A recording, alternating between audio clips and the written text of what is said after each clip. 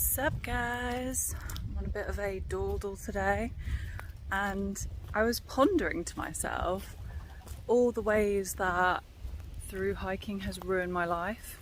Obviously it's tongue-in-cheek, through hiking did not ruin my life, but in some ways yeah it did, because it's changed my expectations around various things in life. And I'd be also interested to know in ways that through hiking has ruined your lives. Here we go. Number one, it kind of threw me into an existential crisis about my life, as when I was hiking and traveling I was seeing new things every day and I was getting that big dopamine hit and just being completely dazzled by the world, like on a daily basis, sometimes an hourly basis. And when I got home I was like,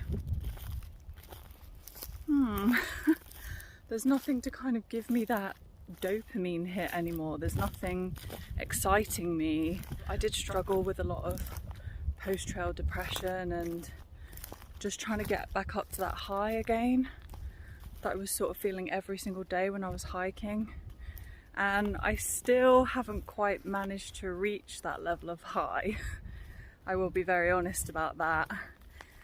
So yeah, it kind of gave me a big explosion of existential crises that I haven't really quite solved yet. Food. When I was hiking I could eat whatever I wanted, whenever I wanted, because I knew that I would be needing those electrolytes, so I'd be needing the sugar, I'd be needing the salt, because I was sweating it all out. I was burning lipids, I was burning glycogen, I was burning glucose. So my body was utilising all of the things that I was putting into it, and probably more. Like, I wasn't putting enough into it and it still needed more because of how much I was hiking every single day. The miles that I was putting in, the effort I was putting in.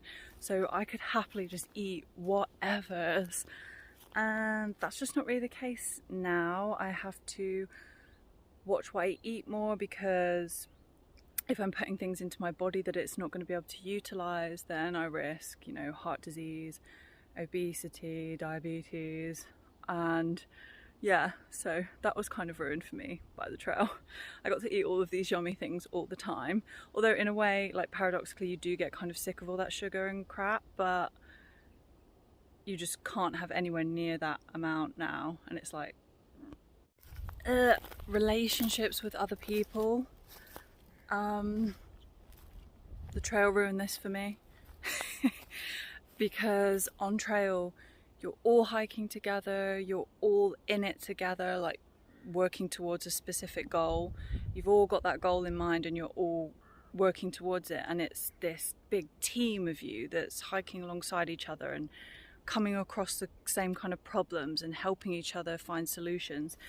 And it builds this huge community around you, and I felt part of something in a way that I haven't felt since I was like at school.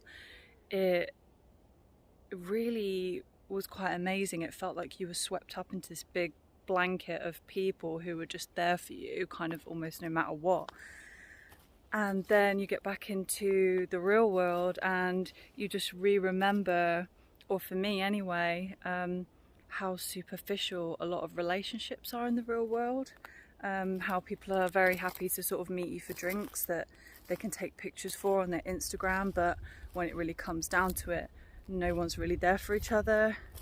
So it just sort of highlighted that for me. Oh, this is a biggie. I got a taste of what it feels like to be completely and utterly just free as a bird out in nature, nowhere to be, nothing really to do other than hike. And then you get back and you realize how not free you are when you're constrained to, you know, a job and a mortgage, or all these different things that you sort of feel like you need to do. Stuff, like all this stuff that I had, after having everything that I needed fit into one backpack, and then get back and see all the stuff I've got. And I'm not really the kind of person that has loads and loads of stuff anyway. I'm fairly minimal, but the stuff I even have just seemed like way too much, and accumulating stuff doesn't do it for me anymore. I can't really get a kick out of, even a short-term kick out of like shopping or anything. I just find it really boring. You cannot unhear the sound of silence, if that makes any sense whatsoever. It's silence, the non-sound of silence is so magical that once you've heard it, everything just seems so noisy. I've always been a bit sensitive to noise anyway, but when I got back off the trail, everything was so noisy. Life's noisy, real life's noisy. There's vehicles everywhere, there's people shouting, there's kids crying, there's just all sorts going on. Yeah, then when I got out to the trail and I heard the true sound of peace and tranquility and silence, it's like I know it now and I can't forget it. This is kind of the same as the point that I made about feeling free and realising the constraints of society, but it's like slightly off that. I feel more than ever since hiking, through hiking and hiking long distances, that I'm even less inclined to get myself into anything that can constrain me into one location, because it just scares me that I won't be able to hike again, especially a through hike, a long distance hike, because it's much more difficult to sort everything out when you've got those things than just drop and bail. So yeah, branching off from another point, but it's definitely made me more adverse to that, and realizing what it takes to actually go and do something like that has made me realize even more how difficult it would be to have those things back here, like a house, to manage if I was off doing that, and to have that on my mind while I was hiking. And last but definitely not least, probably the most important point of all, is it's ruined Pop-Tarts for me. Like, I actually cannot look at another Pop-Tart. Especially the chocolate brownie ones, I've eaten so many raw chocolate brownie Pop-Tarts that I just can't.